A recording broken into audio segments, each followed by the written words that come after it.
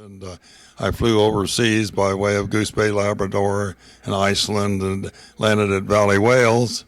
And there they sent us to Ireland for assignment of my cruise to go to certain air bases, and I had no idea which one it would be.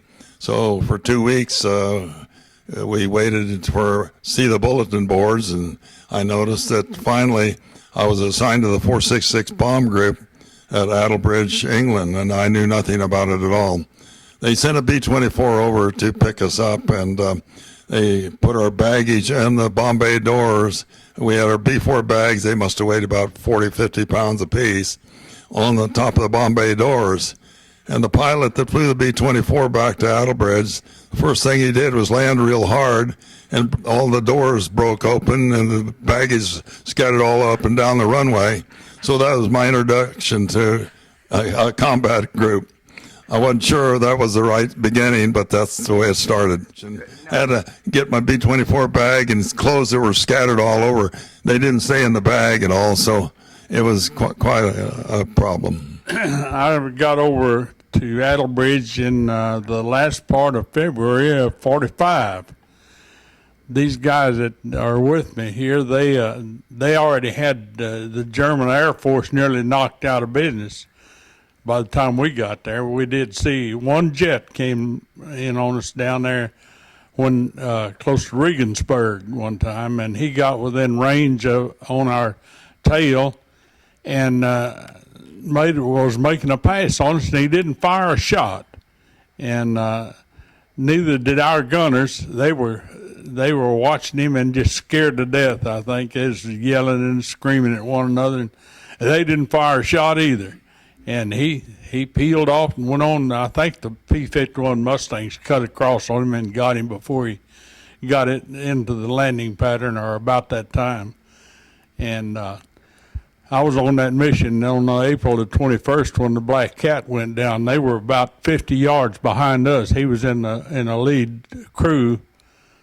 The Art Peterson's dad was flying as a lead pilot, and they took a direct hit. We could see all this from our aircraft, and it exploded 2 or 3 times, and we didn't see anybody get out of it, but there was 2 of them that got out. They bailed out, and they were a prisoner of war for about 3 days.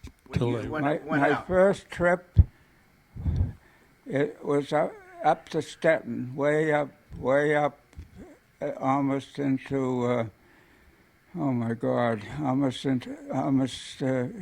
towards Poland, way in. That was my first mission. After that, it was Munich, Hamburg, all the big cities, Berlin. And I know that they were the leader.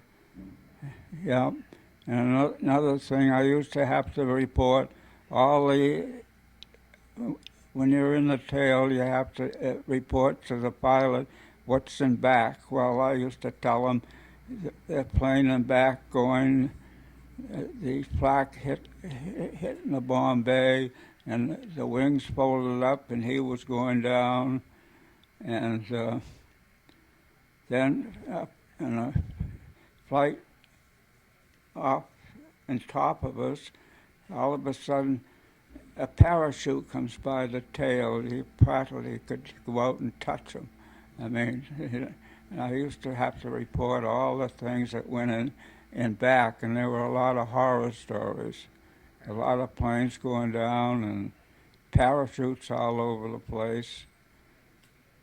A lot of times when the flak was coming out, I used to get out of the tail, and then we start throwing out the icicles, the aluminum out the windows to throw them off, Then I get back in the tail again.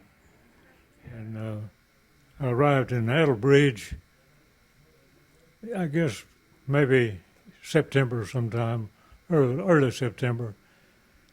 The first flying we did over there, and I didn't really get involved in this particular flight, was was flying gas missions over to France for the Army, and of course they used a skeleton crew doing that, so I didn't get to go along with that. But my first mission was October 6, 1944, and I was 18 years old, and I was kind of pretty cocky young man, and I thought I could handle anything. But I'm going to tell you, I grew up pretty fast on that first mission.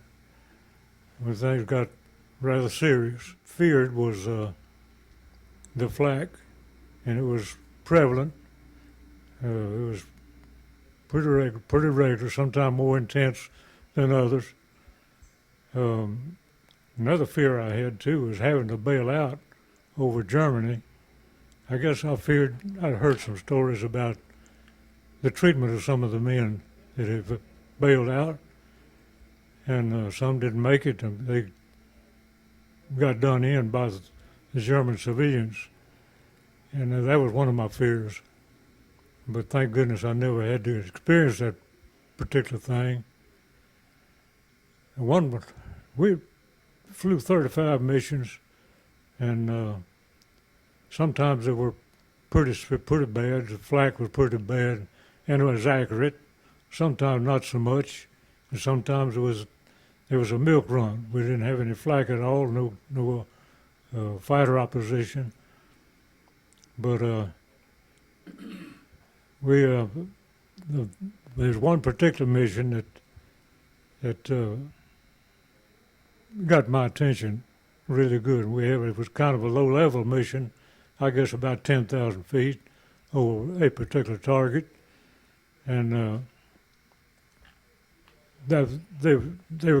we got lost, got off course, and finally got back on course, and the first thing we saw was a big cloud of flak up ahead of us, and the pilot told us to get our parachutes on if we could, and being a tail gunner, didn't have enough room to get mine attached to my harness, so I just got hold of the end strap of it, and held it out behind me outside the turret. And we entered that flak barrage, and I saw several planes go down, one in particular not far away from us. I guess kind of got a direct hit, but he seemed like he just kind of exploded in midair. But I was holding that parachute about behind me, and the flak shell burst down right under the tail, and a piece of that shrapnel came through and hit that parachute, and I was holding on to it, and it just tore that thing up. I was thankful I didn't have to have one later. And so that was I guess the worst thing I said. Well, one other thing too, I saw the first flying jets I ever saw. 2 German jets come flying through the formation from the rear, and they were just kind of hopping and going on. I don't think they ever fired a shot at anybody. And I turned around and I fired at them, but I realized I knew it wasn't going to hit them. They're going too fast.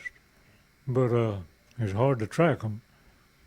But anyway, that's some experiences I'll always remember. And I guess that since all that time, since then, there's hardly been a day past that I didn't think about those experiences. Every day, just about. One of the main things I feared was the flak, and it was prevalent. It was pretty regular, sometimes more intense than others. Another fear I had too was having to bail out over Germany. I guess I feared, I'd heard some stories about the treatment of some of the men that had bailed out, and some didn't make it, and they got done in by the German civilians, and that was one of my fears. But thank goodness I never had to experience that particular thing. We flew 35 missions, and sometimes they were pretty bad. The flak was pretty bad, and it was accurate. sometimes not so much, and sometimes there was a milk run. We didn't have any flak at all, no fighter opposition. But there's one particular mission that got my attention really good. It was kind of a low-level mission, I guess about 10,000 feet over a particular target, and we got lost, got off course, and finally got back on the course. And the first thing we saw was a big cloud of flak up ahead of us, and the pilot told us to get our parachutes on if we could. And being a tail gunner, didn't have enough room to get mine attached to my harness, so I just got hold of the end strap of it, and held it out behind me outside the turret. And we entered that flak barrage, and I saw several planes go down. One in particular, not far away from us, I guess kind of got a direct hit, but he seemed like he just kind of exploded in midair. But I was holding that parachute about behind me, and the flak shell burst down right under the tail, and a piece of that shrapnel came through and hit that parachute, and I was holding on to it, and it just tore that thing up. I'm thankful I didn't have to have one later. And so that was I guess the worst thing I said. Well, one other thing too, I saw the first flying jets I ever saw. 2 German jets come flying through the formation from the rear, and they were just kind of hopping and going on. I don't think they ever fired a shot at anybody. And I turned around and I fired at them, but I realized I knew it wasn't going to hit them. They're going too fast. But it's hard to track them. But anyway, that's some experiences I'll always remember. I guess that since all that time, since then, there's hardly been a day past that I didn't think about those experiences. Every day, just about. Yeah. Who was your pilot? Jesse McKnight, he was from Florida. Kind of a redneck man, but he was a good pilot. Did you have an airplane that you stayed with more than others? No, we flew at a variety of them. We was a replacement crew, but we flew. The names of some of them I can remember. One was Dirty Gertie, one was What's Cooking Doc, one was Pale Ale, and one was Parson's Chariot. Earl knows about Parson's Chariot. Well, her dad was on Dirty Gertie. Where's he? Yeah. They were the second crew on Dirty Gertie. And we flew that one several times. Yeah. Well, we thought you'd have one of your ground crew here this year, and he called me last week and said he was coming, and he didn't show up. Chair Williams was one of the ground crew on that plane. So, and he's from Shreveport. Sure enough. Yeah. I was going to say, Bill could talk about that, not that we're neglecting you. Bill could talk about the results of flak. Yeah, well, if he wants. talk about what flak does. Oh, maybe. Yeah. Go ahead. I'm sorry? I was going to ask Bill about, he has a story about flak. Well, yeah, because I got hit with flak. I forgot all about it.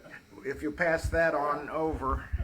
You don't have to go into a lot of detail. You don't have to go into. About being scared of flak. Yeah. You're on. Okay. No, we were flying, and we were flying over coming back from Germany, and we were flying over Osnabrück, Germany, and there were heavy flak there. Well, the heavy flak came up into the tail, and it come up to my behind, on the right side. It came, and then it went right through me into my groin. I almost lost my goodies. That's how close it was, and they had to drag me out of the tail turret and inject me with morphine.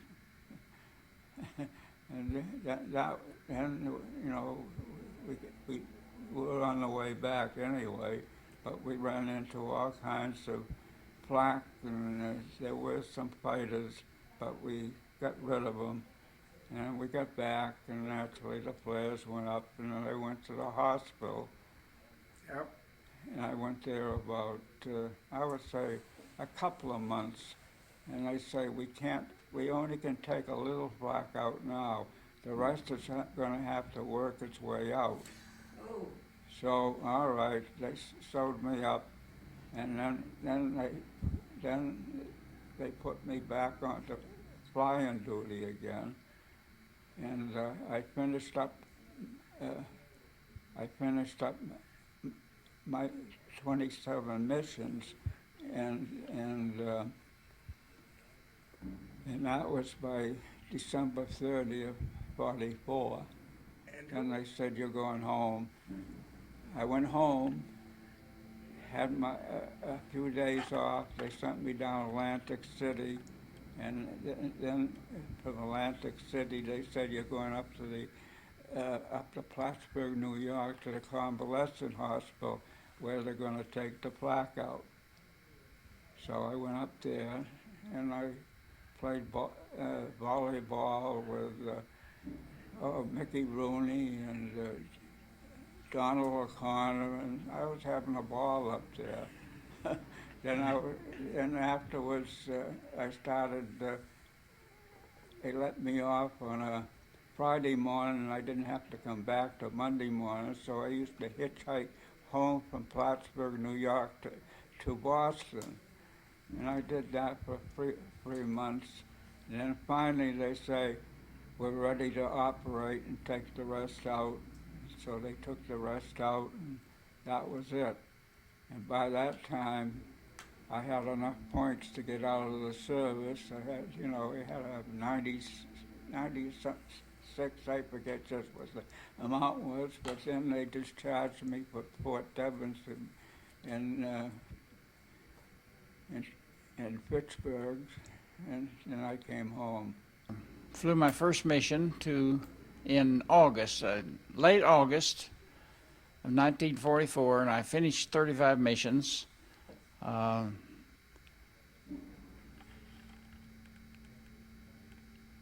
The first mission was to Berlin, and my last mission was to Berlin. And so on the humorous side, the guys came around and said, well, this will be your last one either way. But anyway, we survived. But there was a lot of entertainment. Bill got all of his right. They came to see him, you know. But in East Anglia, we didn't have too many celebrities. But we had Jimmy Stewart. Jimmy Stewart was an actor. We had Clark Gable, and others who were quite notorious, and all of these people, the Brits, just were crazy about the celebrities that were around. Well, it just seems that I always kind of liked Red Skelton, and so I started doing impersonations of Red Skelton, Clem Cadiddlehopper, and the Mean Little Kid, and Freddie the Freeloader, and all those, you know. And so I kind of entertained the troops with my antics. And so I was scheduled for a mission one night. I was in the barracks taking my nap, and they were having a get-together down at the Officers Club. And there were a bunch of English lassies down there, and they were going on and on about, they just have anything to see Clark Gable or Jimmy Stewart or some of these, Glenn Miller, all these guys. And one of them, devilish, said, well, we have our own celebrity right here on Attlebridge Base. Who's that? We have Red Skelton. Red Skeleton, yes. Oh, you're kidding. No, really, Red Skeleton. Well, we'd like to see him. Well, he's got a mission to fly tomorrow. I'm sure he wouldn't want to see you, this late at night. Maybe some other time. No, they can't. They're kind of looped. They had just too many drinks. And they kept insisting, and so finally, 2 or 3 of the guys, a little looped themselves, said, well, let's go up and find Red Skeleton. So here they came traipsing through the night. It was about 10 or 11 o'clock at night, and I'm tucked in my bed, my head covered up, trying to keep warm. And I always covered my head up when I went to bed to cut out the sound and the noise and the smoke. And so I was all cocooned up right there in my bed, and there these guys came trumpeting in, these 4 or 5 English lassies, all of them hooping it up. Well,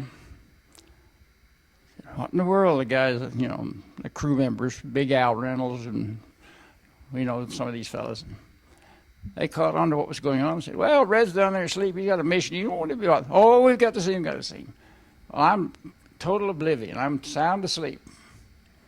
Here they came, and they started pulling the blankets off. Here I am looking up into the eyes of 5 drunk English women. Oh, they were so excited out of bed, and I did Clem Diddlehopper or somebody. Oh, that was so wonderful, and I entertained them for a while. They finally had to leave. But first they had to have a goodnight kiss. So Red Skeleton got kissed by 5 drunk English women. I confessed that to Cindy before we got married. I told her about all these drunk English women kissing me. And You told her you didn't enjoy she didn't it? have any. enjoy it. I enjoyed it better when they're sober. But anyway, that was just a little side note. Anyway, I flew 35 missions, and I lived through them. Bill was telling about his experience with flak. I had a couple of experiences. Flak, a direct burst of flak is almost always fatal. The thing we worried about were all the pieces of shrapnel flying around in the air. And here you have 100 or 150 guns down there shooting 3 or 4 shells a minute, and that creates a lot of rubbish in the air, and you run into these flaks. Well, we were on one mission, and we always wore our helmets and our flak suits, and my co-pilot had his on. A piece came through the front of the airplane and just hit the very edge of that and bounced off of him. I mean, just a piece of flak, small fragments, bounced off of his helmet and rattled around. That was our first experience of really being close. Another time we were coming home from a mission somewhere in central Germany, and Helgoland is a little island off of the Belgian coast with 1 4-gun battery. And they had all the postgraduate flak gunners there. They were very good. They would track an airplane. They would set up 4 shells, and that was it until the next formation came over. And so we'd had a nice mission, nobody I don't think had gone down. And all of a sudden, kerblang, and the glass shattered, and I felt like somebody had taken a baseball bat and hit me in the shoulder. And a piece of flak, the shell burst just outside of my pilot's window. A sliver of this, and I still have that sliver, came through the side of the plane, hit my parachute harness, and the parachutes are made up of webbing, several layers of it, so when it opens, it all opens up. So there's about a 2 or 3 inch layer of nylon webbing.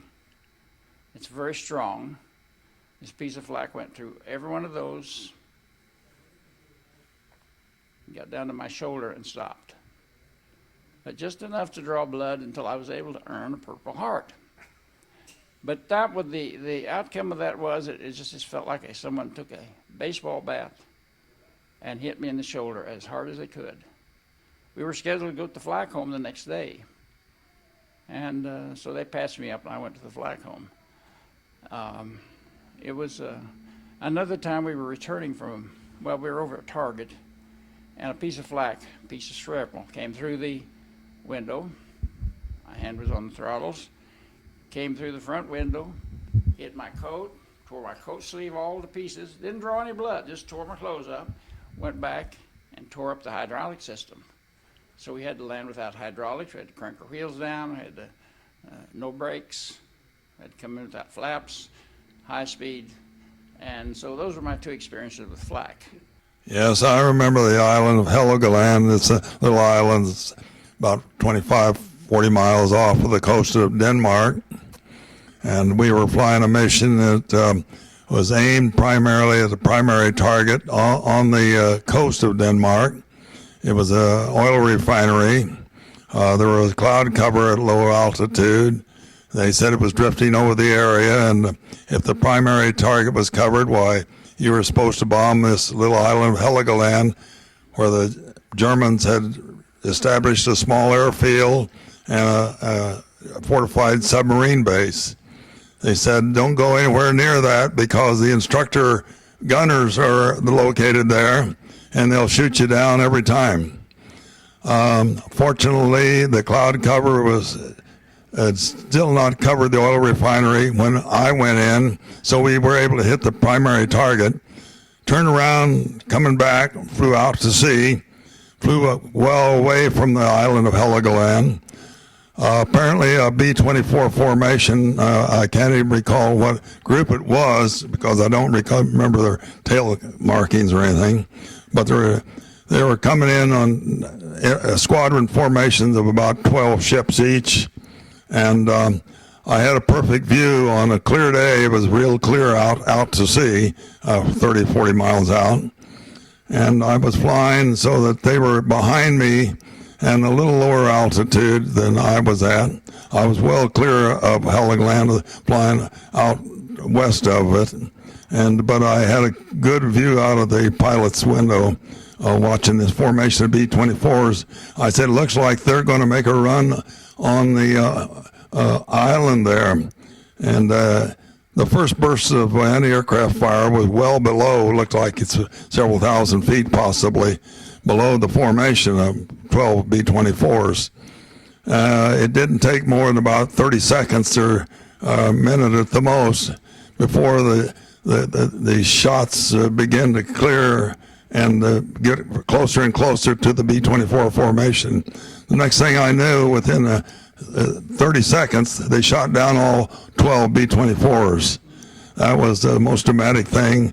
I wasn't involved in the actual action, but just observing it was like going through a nightmare, really, to see all B-24s, tails and wheels and getting scattered all over the sky, and they didn't miss a single one of the 12 ships in the formation. There were no parachutes out, so they obviously lost all the people on that particular mission. That was probably the most dramatic thing. Well, I wasn't personally involved in, but it was something I did witness, yes. We had a mission to Magdeburg, which is right in the middle of the Ruhr Valley. So we went 4 times there in a row. And as we were going in, we had a burst of flak, many bursts of flak, but one of them hit our number 2 engine. And we started losing oil pressure and all, and so we started to feather the props, which means you turn the prop so that the blade's not flat against the air, it's on an angle, but it wouldn't flat. It's just the unfeathered prop was just out there, just tremendous drag. And we were losing altitude very fast. We had not dropped our bombs yet. And we started falling behind, and there were fighters in the neighborhood. And we started falling behind, and I could see all these bombers that we're below them now. They're up 1,000 feet, 2,000 feet, and they're going to be dropping their bombs any minute, and I don't want bombs dropping on me. So I made a U-turn.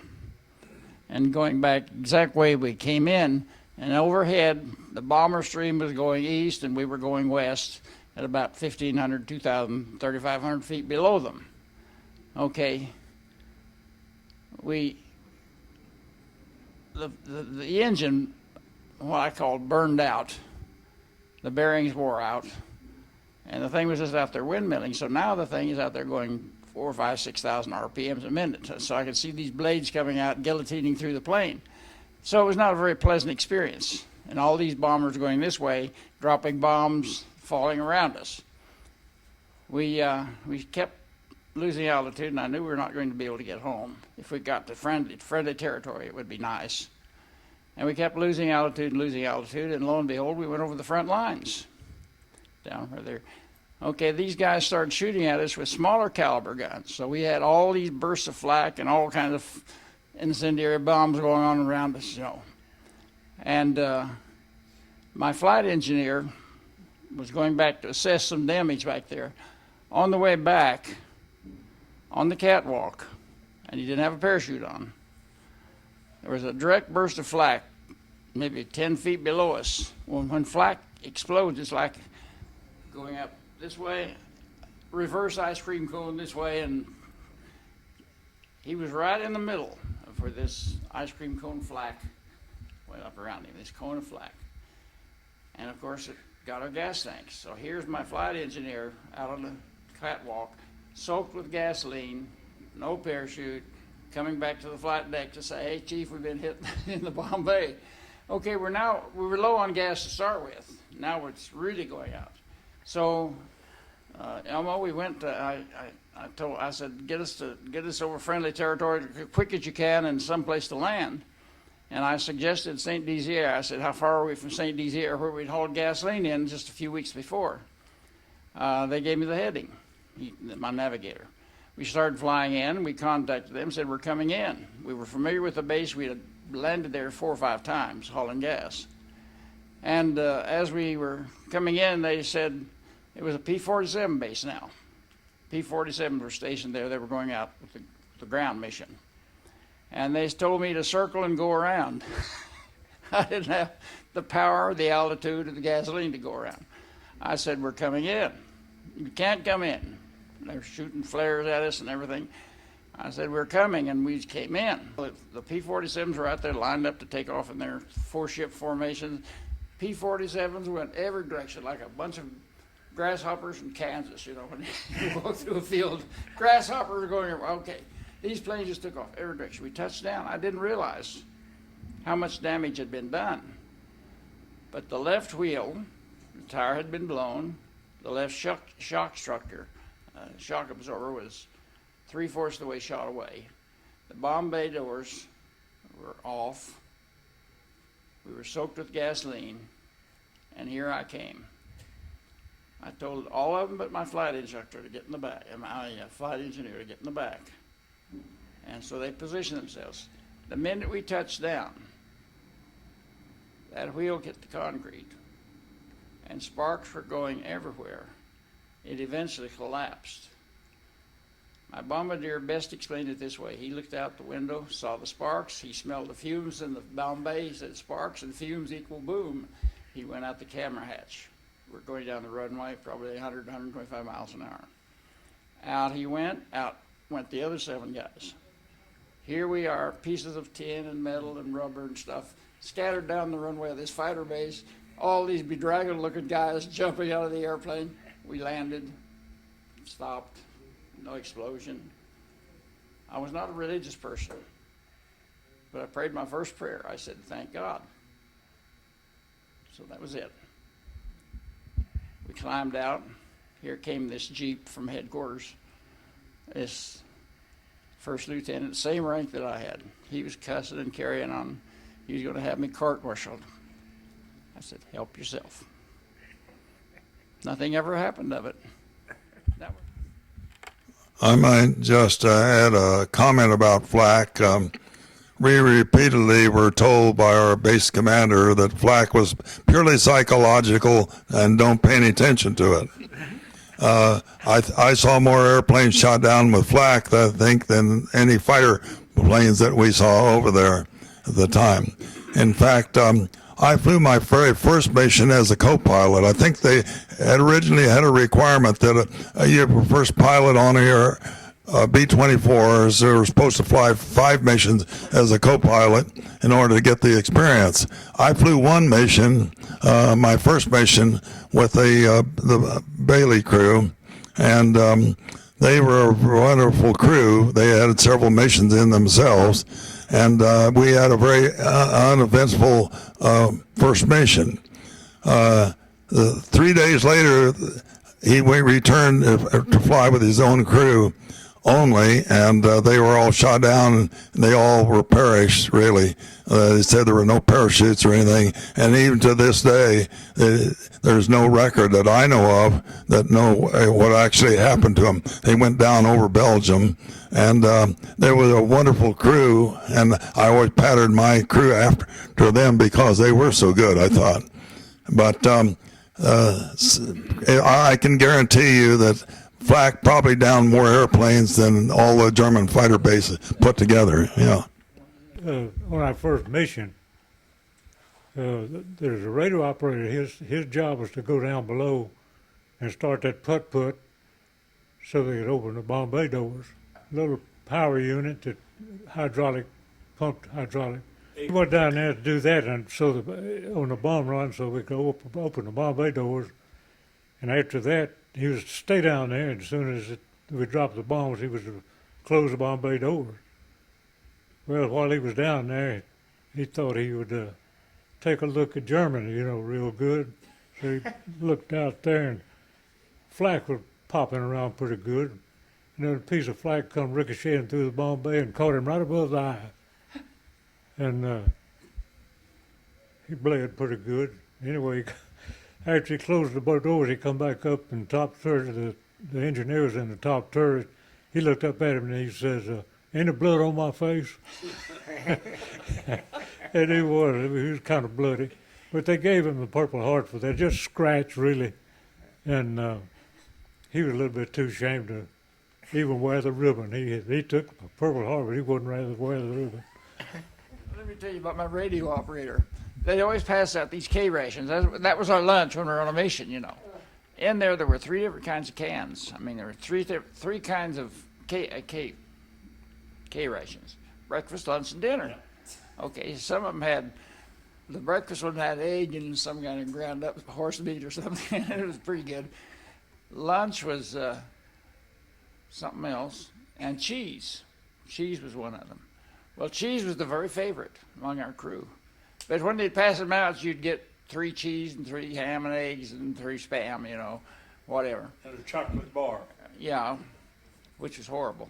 But anyway, so everybody'd fight to get the cheese. My radio operator got one, and boy, he hoarded it, held it back, I'm going to hide this or somebody will steal it from me. So we had, on the flight deck of the B-24s, there was a heater. Had a little fan, and it run off of gas, and it didn't make anything warm, but it was a heater. They said there's a heater in the flight deck of the B-24. So we never ran it, so he put his cheese on top of this fan. And somebody turned the fan on. He reached his hand in to get his cheese. He got his finger cut. He went to Purple Heart, and I wouldn't put him in for it.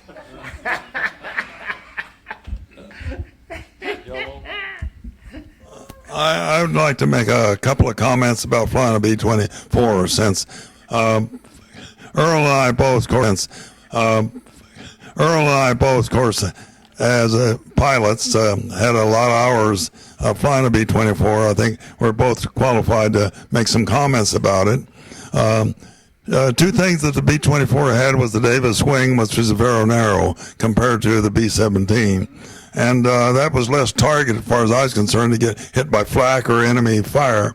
And I said that was great when you're flying to have the least amount of wing area that's vulnerable to getting hit. The other thing that I liked about the B-24, it was kind of like what I call a 4-engine fighter. You could cross-control it. And the beautiful thing in formation is that you don't have to coordinate your turn and tilt all your wings up and hide. Often you can camouflage the rest of the formation, and if you're not careful, you can slide into other airplanes. I cross control by, if I wanted to go to the right, all I had to do was to give it right rudder and then left aileron, and I made a flat slide across, and then I reversed it, and it's like putting on the brakes, and you go almost put your wing into the window of the plane ahead of you. And you never lose sight of it that way. If you have to make coordinated turns, as often was required, like in a B-17, I think, You tip your wing up, and then you hide the formation when you're trying to get over to it, and you don't know where it is until it's either too late or you didn't make it as far as you thought you would. Another thing about the B-24 is rated, of course, at 30,000 feet, which probably was about the limit. I think I took a B-24 up to 31,000, and that was the highest I ever got.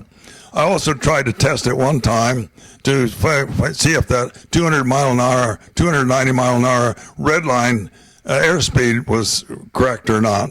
I put it into a dive, and the pressure buildup is so high on the stick that I cannot keep forcing it down. The plane wanted to fly straight and level, and even if I put all trim tab in, I found that I could not keep the nose going down to increase the airspeed. I think I got up to the 290 mile an hour limit, and that's as far as I could. And the pressure on the stick coming back was so hard that I couldn't, with both hands, push it down again.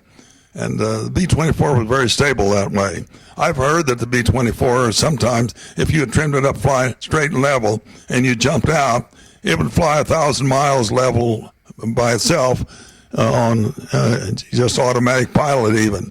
And because it just wants to fly straight and level. But it had a good airspeed.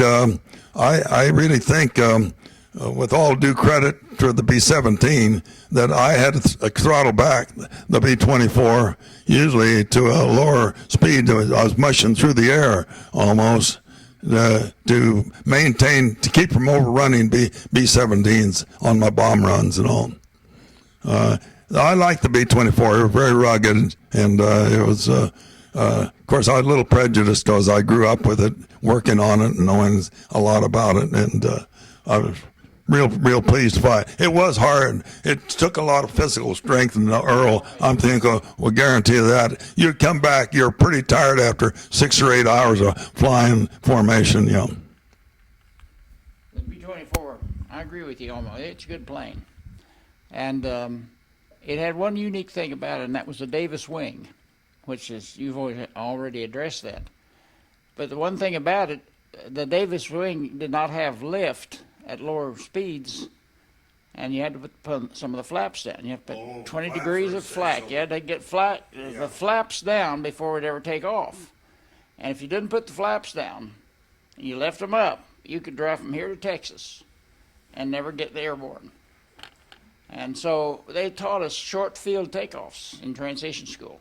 You get out on the runway, you jam the engines full speed, flaps up, let the brakes off, the thing goes down, you pop the flaps down, and it jumps in the air, and off you go. Well, that's wonderful. We did that, and it was a lot of fun. We got to England, and they said, if you do that, you're dead. How's that?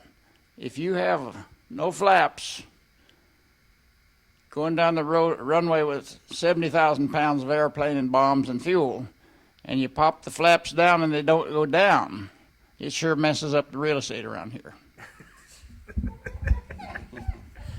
I had one experience with the B-24 trying to take off at Albuquerque Air Force Base, which had about a 10,000-foot runway. And I told my flight engineer, I'm going to try an experiment. I'm going to try to take off without flaps. I got up to 160 miles an hour, and after 2 miles of runway, we still hadn't left the ground. I said, I think you better dump some flaps. We must jump 300 feet in the air as soon as we put down 10 degrees of flaps.